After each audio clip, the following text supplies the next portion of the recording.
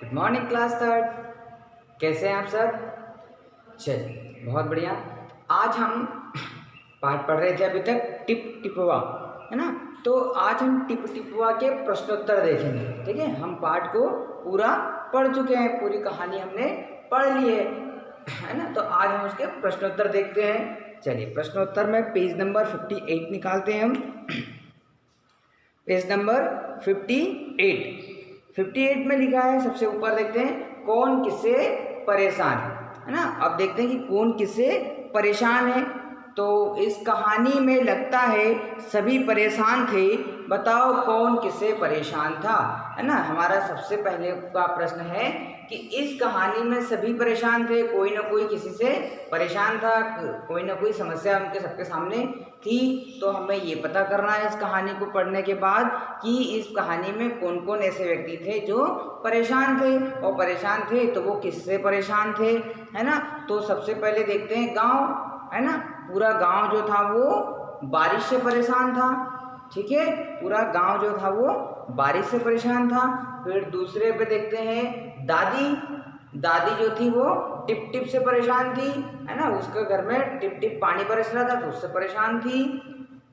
फिर देखते हैं तो उसके बाद में था बाघ, है ना। बाघ बारिश के कारण परेशान था क्योंकि वो बारिश से भाग करके उसकी झोपड़ी के पास आ गया था, तो बाघ परेशान था। फिर उसके बाद देखें तो धोबी भी परेशान था। क्यों परेशान था? क्योंकि उसका गधा नहीं मिल रहा था, है ना। तो इस तरह से हमने देखा है कि सभी लोग एक दूसरे से परेशान थे। गांव वाले बारिश से परेशान थे, दादी टिप टिप बरसने से परेशान थी, है ना। उसके बाद में बाघ परेशान था, उसके बाद में धोबी भी परेशान था। तो इस तरह से सभी लोग परेशान थे एक दूसरे से। चलिए ये प्रश्न आप कॉपी में लिख लीजिए, अपनी किताब में लिख लीजिए, जहाँ खाली जगह है वहाँ पर लिख लीजिए। चलिए आगे आते हैं, मतलब बताओ, है ना। क्या है अगला प्रश्न हमारा? क्या है? मतलब बताओ। चलिए पढ़ते हैं कि नीचे कहानी में से कुछ बात दिए गए हैं, इन्हें अपने शब्दों में लिखो, है ना। इनको अपने शब्दों में लिखना है। किताब की भाषा कुछ और लिखी है, तो हम होते तो इन शब्दों का प्रयोग किस तरह से करते, है ना। यदि मान लीजिए हम उस जगह पर होते या उस कहानी में हम लोग होते तो हम उन शब्दों का प्रयोग किस तरह से करते, वो हमें लिखना है। चलिए पढ़ते हैं प्रश्न की। टिप टिपवा कौन सी बला है ना। अब यहाँ पे बला का मतलब क्या होता है? परेशानी, मुसीबत, आफत, दिक्कत, इसका मतलब होता है बला, है ना। अगर हम होते तो अपनी भाषा में इस लाइन को किस तरह से कहते, है ना। टिप टिपवा कौन सी बला है, इसको हम लोग क्या बोलते हैं? हम बोलते कि टिप टिपवा कौन सी मुसीबत है। हम क्या बोलते? टिप टिपवा कौन सी मुसीबत है, क्योंकि हम सामान्य हिंदी बोलते हैं, है ना। हम लोग हिंदी में बातें करते हैं, तो हम इस तरह से बोलते हैं कि टिप टिपवा कौन सी मुसीबत है, या टिप टिपवा कौन सी परेशानी है ना। चलिए अगला पढ़ते हैं कि पत्नी की बात धोबी को जच गई, है ना। अब यहाँ पर क्या है? जच गई। जच गई मतलब जमना या पसंद आना या अच्छा लगना। तो हम क्या बोलेंगे इसको? पत्नी की बात धोबी को जच गई। ये हमारी लाइन है, इसको हम किस तरह से बोलेंगे? यदि हम लोग इस कहानी के कैरेक्टर में होते तो क्या बोलते इसको? पत्नी की बात धोबी को पसंद आई। क्या बोलते हम? पत्नी की बात धोबी को पसंद आई, है ना। हम लोग क्या बोलेंगे इसको? पत्नी की बात धोबी को पसंद आई। लेकिन इस कहानी में क्या है? पत्नी की बात धोबी को जच गई। अब हम इसको अपनी भाषा में लिखेंगे, जिस तरह से हम रोज बोलचाल की भाषा उपयोग करते हैं, है ना। जिस तरह से हम सामान्य हिंदी बोलते हैं, जिस तरह से हम अपनी भाषा भुआनी बोलते हैं, उसमें क्या बोलेंगे कि पत्नी की बात धोबी को पसंद आई। चलिए अगला देखते हैं, चौथा वाला, तीसरा वाला। बाघ बिना चू चपड़ किए भीगी बिल्ली बना धोबी के पीछे पीछे चल दिया, है ना। अब हमारे पास क्या है? एक नई लाइन या एक नया प्रश्न क्या है? बाघ बिना चू चपड़ किए भीगी बिल्ली बना धोबी के पीछे पीछे चल दिया। अब हम लोग इसको किस तरह से बोलते या किस तरह से उपयोग करते हैं, वो देखते हैं कि बाघ बिना कुछ बोले चुपचाप धोबी के पीछे पीछे चल दिया। हम लोग क्या बोलते हैं इसको, बाघ बिना कुछ बोले चुपचाप धोबी के पीछे पीछे चल दिया, है ना। बिना चू चपड़ किए ये वाले शब्द हम लोग नहीं बोलते। हम लोग क्या बोलते हैं, चू चपड़ करना मतलब खामोश रहना, चुपचाप रहना, एकदम सुगबुगाहट रहना, एकदम डरे हुए रहना, ये होता है चू चपड़ करना। अब हम लोग इसका क्या प्रयोग करते, बिना बोले, है ना। हम लोग इस शब्द की जगह क्या उपयोग करते, बिना बोले या चुपचाप या खामोशी की तरह से, है ना।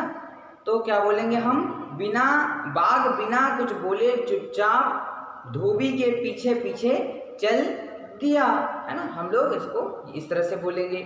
चलिए आखिरी वाला इस पेज का प्रश्न देखते हैं। जरा पोथी बाँच कर बताइए वह कहाँ है ना। अब जैसे बोला था ना कि धोबी ने पंडित जी से पूछा था कि जरा पोथी बाँच कर बता दीजिए वो कहाँ पर है। तो हम लोग होते तो क्या प्रयोग करते हैं इसका, कि जरा पत्री देखकर बताइए वह कहाँ है। हम लोग पोथी को क्या बोलते हैं, पत्री बोलते हैं, है ना। पत्री बोलते हैं, या आपका वो जो किताब होती है उसको बोलते हैं कि आपकी पत्रिका देख करके बता दीजिए, आपकी पत्री देख करके बता दीजिए, है ना, कि मेरा गधा कहाँ है। तो हम लोग क्या बोलते, जरा पत्री देखकर बताइए वह कहाँ है ना। चलिए पेज पलटते हैं हम लोग, है ना। अगले पेज पर आते हैं, पेज नंबर 59 पर, है ना। तब तक आप ये सब लिख लीजिए, है ना। ये दोनों प्रश्नों के उत्तर लिख लीजिए कि कौन किससे परेशान है, और मतलब बताओ को अपनी किताब में लिख लीजिए। पेज नंबर 59 पर आते हैं। पेज नंबर 59 पर सबसे ऊपर लिखा है याद करो तो। क्या लिखा है, याद करो तो, मतलब अब हमको याद करना है ना। कब क्या याद करना है, कि हमारे बचपन में हम क्या क्या चीज़ें करते थे, है ना। हमें अपने बचपन में जाना है। चलिए अभी भी बचपन ही चल रहा है, लेकिन हमें थोड़ा सा और याद करना कि हम लोग क्या क्या चीज़ें करते हैं। पोता दादी की गोद में कहानी सुनने के लिए मचल रहा था, है ना। जैसे हमने इस कहानी में भी पढ़ा था कि जो पोता था वो अपनी दादी के पास कहानी सुनने के लिए बहुत ही मचल रहा था कि दादी मुझे कहानी सुनाओ, मुझे कहानी सुनाओ, है ना। तो उसकी दादी क्या करती, उसको कहानी तो सुनाती नहीं है। क्यों नहीं सुनाती, क्योंकि वो टिप टिप पानी से परेशान है। तो वो कहती हैं कि ये टिप टिप्पा से जान बचे तो कहानी सुनाओ। तो अब इसमें पूछ रहे हैं कि तुम किन किन चीज़ों के लिए मचलते हो। तो भैया अब अपने को बताना है कि अपन किन किन चीज़ों के लिए मचलते हैं। मचलते मतलब हमारी इच्छा बहुत होती है, किस काम को करने के लिए हमारी इच्छा बहुत ज़्यादा होती है, तो हमको वो बताना है। चलिए मैं अपना बताता हूँ कि मैं किन चीज़ों के लिए बहुत ज़्यादा मचलता हूँ, किन चीज़ों के लिए बहुत ज़्यादा परेशान होता था, या किन चीज़ों की मेरे को बहुत ज़्यादा आवश्यकता होती थी, है ना। वो चीज़ मैं बताता हूँ या जो मेरे को ज़्यादा पसंद होती। फिर आपको अपना लिखना है कि आप किन किन चीज़ों के लिए मचलते हैं, है ना। बाहर खेलने के लिए मचलता हूँ। मैं जब छोटा सा था ना, तब मैं बाहर खेलने के लिए बहुत मचलता था कि मुझे घर से बाहर खेलने के मौके दिए जाएं। मेरे दोस्तों के साथ मेरे को बहुत ज़्यादा खेलना पसंद था, तो मुझे खेलने दिया जाए, है ना। तो आप लोगों को भी ये पसंद होता है ना कई बार कि यार मेरा दोस्त बाहर खेल रहा है, पतंग उड़ा रहा है, तो मैं भी उसके साथ खेलूं। तो लेकिन घर वाले मना करते थे, तो मेरा जी तो मचलता था, मेरी इच्छा तो वहाँ पर भी होती थी कि मैं बाहर खेलूं, है ना। दूसरा था कि मैं बाज़ार जाने के लिए मचलता हूँ। मेरी इच्छा होती थी कि मैं बाज़ार भी जाऊँ, वहाँ पर झूले भी देखूँ, वहाँ पर दुकानें भी देखूँ, वहाँ पर नए नए खिलौने देखूँ, है ना। तो मेरा मन वहाँ पर खिलौने देखने के लिए भी मचलता था, और बाज़ार में घूमने के लिए भी, नई नई दुकानें देखने के लिए भी, और लोगों को देखने की भी मेरे को बहुत इच्छा होती थी, मेरा मन मचलता था। और एक है कि मैं पापा मम्मी से कहानी सुनने के लिए मचलता था कि वो लोग अपनी स्टोरियाँ सुनाए, मुझे कहानियाँ सुनाते रहे। तो इन सब चीज़ों के लिए मेरा मन मचलता था। अब आपको ये लिखना है कि आपका मन किन किन चीज़ों के लिए मचलता है, क्या क्या चीज़ें आपके मन में आती है, क्या क्या चीज़ों के लिए आपकी इच्छा बहुत ज़्यादा होती है कि आप रोक ही नहीं पाते हैं और उसकी कभी कभी जिद भी करते हैं। तो वो सारी चीज़ें आपको यहाँ पर लिखनी है। चलिए ठीक है, आज हम इनके प्रश्नोत्तर यहीं पर रुकते हैं। कल के वीडियो में हम इसके अगले के प्रश्नोत्तर देखेंगे, जैसे कौन है टिप टिप्पा, और पेज नंबर 60 और 61 पर जो लिखे हैं उन प्रश्नों के उत्तर भी हम कल लेंगे। आज हम इतना ही करते हैं, ठीक है। Thank you.